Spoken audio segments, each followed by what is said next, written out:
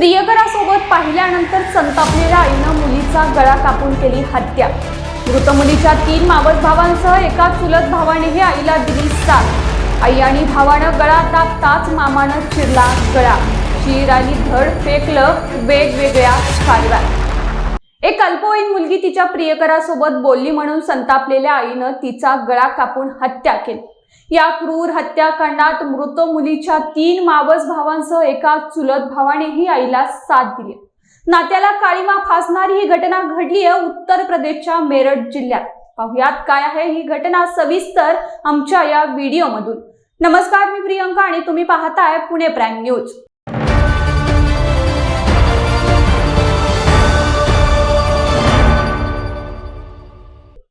उत्तर प्रदेशमधील मेरठ जिल्ह्यातील सौकोथी गावात 17 वर्षाची आस्था उर्फ तनिक्षा ही आपल्या कुटुंबासोबत राहत होती।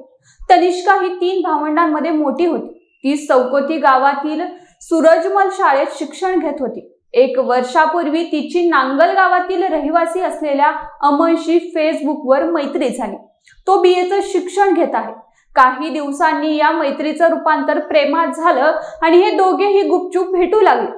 एक दिवशी तनिष्का अमन सोबत फोनवर बोलत होती तेव्हा तिला आई राकेश देवीनं पाहिलं। त्यानंतर त्या दोघींमध्ये वाद झाला आणि या वादाचं रूपांतर कडाक्याच्या भांडणात झालं।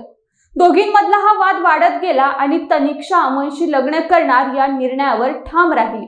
पुन्हा 4 जूनला याच गोष्टीवरून त्या दोघींमध्ये वाद झाला।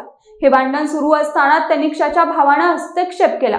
यावेळी तनिक्षानं तिच्या भावाला गालात चापट मारली आणि याचाच राग आल्यानं तनिक्षाच्या आईनं तिचा गळा दाबला। एवढंच नाही तर तिचा ओरडण्याचा आवाज येऊ नये म्हणून तिचं तोंड भावानं दाबलं आणि अवघ्या 10 मिनिटातच तनिक्षाचा श्वास थांबला।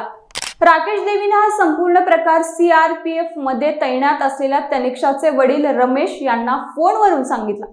एवढंच नाही तर तनिक्षाच्या आईनं मेहरोली येथे राहणाऱ्या भावाला अर्थातच तनिक्षाच्या मामाला फोन करून हा प्रकार सांगितला आणि त्यांना बोलावून घेतलं। त्यानुसार रात्री 9च्या सुमारास तनिक्षाच्या मामासह त्याचा मुलगा मंजित आणि मावशीचा मुलगा गौरवही आला। तिघांनी तनिक्षाचा मृतदेह एका चादरीत गुंडाळला आणि 4 चाकी गाडीत घेऊन ते एका जंगलात गेले। जंगलात गेल्यानंतर तनिक्षाचा मामा दारू प्याला। नंतर त्यानं तनिक्षाचा विळ्यानं गळा कापला आणि डोकं शरीरापासून वेगळं केलेलं डोकं प्लास्टिकच्या पिशवीत पॅक केलं आणि कॅनॉन मध्ये फेकलं, तर धड एका चादरीत गुंडळून जंगलात असणाऱ्या कालव्यात फेकून दिलं। तनिक्षाचं धड घरापासून 13 किलोमीटर अंतरावर बहादूरपूर कालव्यात, तर डोकं तिथून 10 किलोमीटर अंतरावर फेकून देण्यात आलं। दुसऱ्या दिवशी काही लोकांनी तनिक्षाचा मृतदेह पाहिला तेव्हा त्यांनी पोलिसांना माहिती दिली। घटनास्थळी पोलीस पोहोचले आणि हा मृतदेह कोणाचा आहे याचा शोध घेण्यासाठी पोलिसांनी डोकं नसलेला मृतदेह पोस्टमॉर्टमसाठी पाठवला। यावेळी तनिक्षाच्या सलवारच्या खिशात एक स्लिप सापडली। त्यामध्ये 2 मोबाईल नंबर लिहिलेले होते आणि याच पुराव्याच्या आधारे या प्रकरणाचे धागेदोरे पोलिसांनाच लागले। पोलिसांनी त्या दोन्ही मोबाईल फोनवर फोन केला तेव्हा ते नांगली गावातील अमनच्या वडिलांचा आणि बहिणीचा फोन नंबर असल्याचं निष्पन्न झालं। पोलिसांनी मुलीचा फोटो अमनच्या वडिलांना पाठवला आणि माहिती मागितली, पण अमनच्या वडिलांनी मुलीची ओळख पटवण्यास नकार दिला। त्यानंतर पोलिसांनी दुसऱ्या नंबरवर फोन केला। हा नंबर अमनच्या बहिणीचा होता। पोलीस या नंबरवरून अमनशी बोलले। पोलिसांनी फोन केला तेव्हा अमन सुरुवातीला काहीही समजलं नव्हतं। जेव्हा पोलिसांनी मुलीबद्दल सविस्तर सांगितलं तेव्हा तो म्हणाला, हा मृतदेह तनिक्षाचा आहे। ती दादर गावची रहिवासी आहे। ती 12वी शिक्षण घेत होती। माझे तिच्याशी प्रेम संबंध होते अशी त्यानं माहिती पोलिसांना दिली। या आधारे पोलीस तनिक्षाच्या घरी पोहोचले आणि संपूर्ण प्रकरण उघड झालं।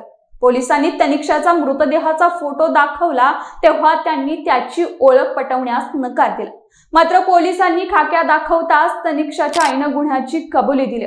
पोलिसांनी तनिक्षाचा मामा आणि चुलत भावासह मावस भावाला देखील ताब्यात घेतले। पोस्टमॉर्टम नंतर पोलिसांनी मृतदेह तनिक्षाच्या काकांच्या ताब्यात दिला। तनिष्कावर गावातील स्मशानभूमीत अंत्यसंस्कार करण्यात आले। एका छोट्याशा कारणामुळे आईनं आपल्या पोटच्या मुलीचा जीव घेतला। ही गोष्ट दुःखद तेवढीच आहे आणि क्लेशदायकही आहे।